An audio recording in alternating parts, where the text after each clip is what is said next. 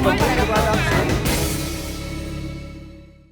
जो rubia Saeed murder case में अब पूरी रूबिया सईद माफ करिएगा किडनैपिंग केस में जो पूरा अब ट्रायल और सब कुछ चल रहा है, और यासीन मलिक और इनके सरीके लोगों को जो अब तक फ्रीली घूम रहे थे, अपने आप को सेपरेटिस्ट लीडर बता रहे थे, सब सहूलियतें उठा रहे थे, तो इनको जब अब फाइनली कानून का जो प्रक्रिया होनी चाहिए उसका पालन करके सजा मिलने की तरफ अग्रसर हैं, तो जो और पुराने सेपरेटिस्ट लीडर हैं उनकी स्टैंडिंग कहां दिखती है? जब से अनुच्छेद 370-35 से हटा है, इस बात का श्रेय सरकार को जाना चाहिए कि जो अलगाववादी हैं, जो भारत विरोधी तत्व हैं, उन पर शिकंजा कसा गया है। और इसीलिए हमने देखा कि जो अलगाववादी हैं, जो कट्टरपंथ की सोच रखते थे, कट्टरपंथ इस्लामिक सोच रखते थे, पाकिस्तान के पक्ष में जो सोच रखते थे, उन पर शिकंजा कसा गया, कईयों को जेल में रखा गया, कईयों पर मुकदमे चल रहे हैं। और जो यासीन मलिक का जो विषय है, क्योंकि यासीन मलिक JKLF का आतंकी कमांडर था, खूंखार आतंकी कमांडर था, उसके खिलाफ इतने मामले थे, लेकिन उसके बावजूद भी उन मामलों को ठंडे बस्ते में रखा गया कितने वर्षों तक, क्योंकि जो भी सरकार केंद्र में रही वो कहीं ना कहीं, जिसे कहते हैं कि इन अलगाववादियों से, इन आतंकवादियों से टेम्परेरी पीस बाई कर रही थी। यानी कि जो उनको कई बार जैसे ये आरोप भी लगते हैं कि न केवल पाकिस्तान से बल्कि यहां से भी इन लोगों को पैसे मुहैया होते थे, इनको अलग अलग कॉन्फ्रेंसेस में लिया जाता था। और जहां तक हमने देखा कि किस प्रकार जो सरकारें रही, चाहे NDA 1 हो या NDA 1 में कह रहा हूं अटल बिहारी वाजपेयी के जमाने से, उस समय भी देखे तो किस प्रकार हुर्रियत के लोगों के साथ बातचीत हुई और प्रधानमंत्री कैसे उनसे ठहाके लगाकर मिल रहे थे। फिर हमने देखा किस प्रकार डॉक्टर मनमोहन सिंह ने यासीन मलिक के साथ मुलाकात की, वहां पर भी ठहाके लगाए जा रहे थे। तो आतंकवाद के जो पीड़ित लोग हैं उनके ऊपर ये एक प्रकार से जख्मों पर नमक छिड़कने वाली जैसी बात थी। सबको ये लग रहा था कि ये क्या हो रहा है कि देश की सरकार, देश के प्रधानमंत्री उन लोगों से हाथ मिला रहे हैं जिन लोगों के हाथ खून से रंगे हुए हैं। अब मैंने कि जैसे कहा कि अब श्रेय देना होगा इस सरकार को कि जिस प्रकार से अलगाववादियों पर शिकंजा कसा है, रेलेवेंट कर दिया।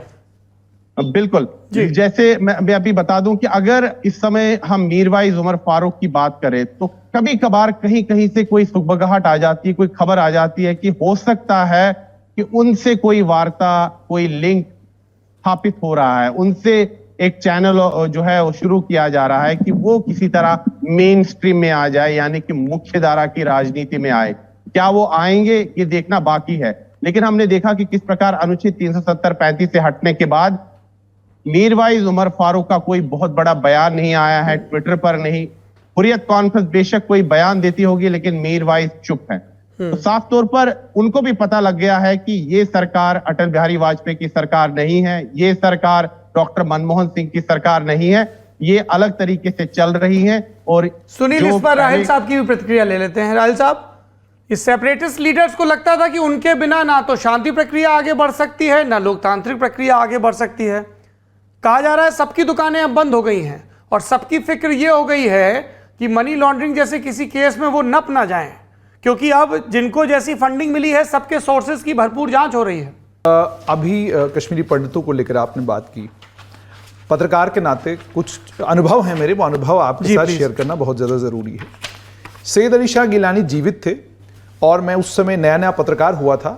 मैं उनसे मुलाकात करने के लिए गया और मैंने उनसे बहुत सारे सवाल पूछे और एक सवाल मैंने उनसे ये पूछा कि आप लगातार ये कहते हैं कि जो कश्मीरी पंडितों का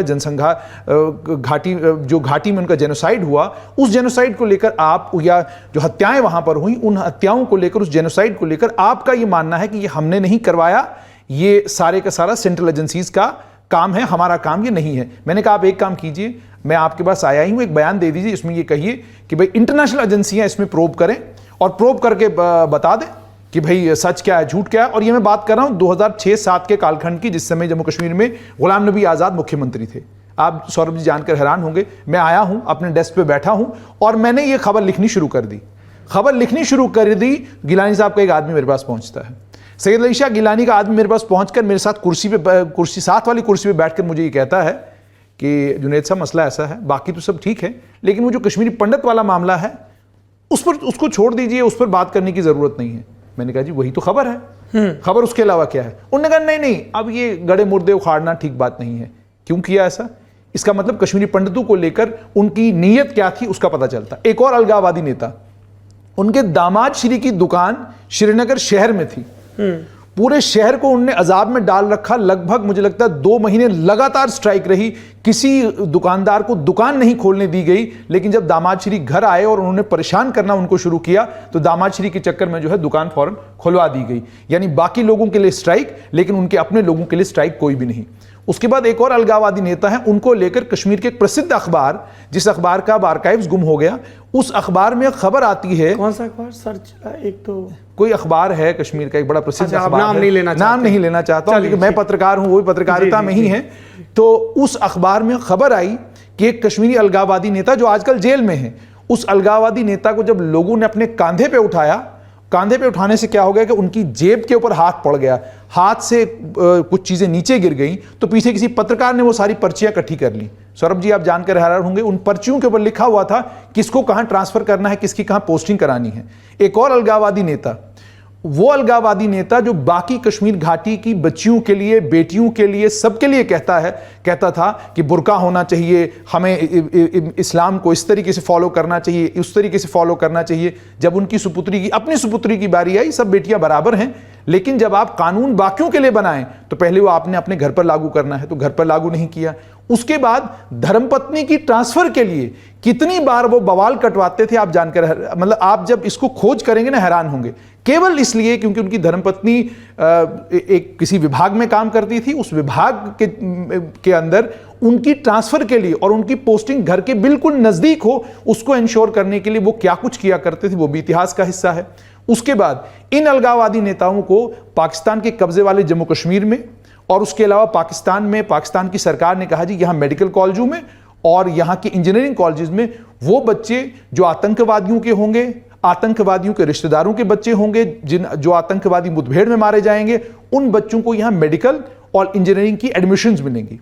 सौरभ जी, अभी उस मामले को इस समय एनआईए उसको डील कर रही है और एनआईए प्रोब कर रही है। आप जानकर हैरान होंगे कि बाज़ाब्ता कश्मीर में मंडी लगती थी और लोगों को यह कहा जाता था इतने लाख रुपए दीजिए, आपकी बच्ची की एडमिशन पाकिस्तान के कॉलेज में होगी, तब जाकर आपको चिट्ठी मिलेगी, जिस चिट्ठी को दिखाने के बाद आपको पाकिस्तान और पाकिस्तान के कब्जे वाले जम्मू कश्मीर के कॉलेज में एडमिशन मिला करती थी। यानी वो भी एक धंधा था, जिस धंधे के जरिए ये लोग अपना ये काम आगे बढ़ाया करते थे। अंत में जितने भी जम्मू कश्मीर के अलगाववादी नेता, खासकर कश्मीर घाटी के अलगाववादी नेता, इन अलगाववादी नेताओं को सुबह से लेकर शाम तक महिलाओं की बड़ी चिंता रहती है।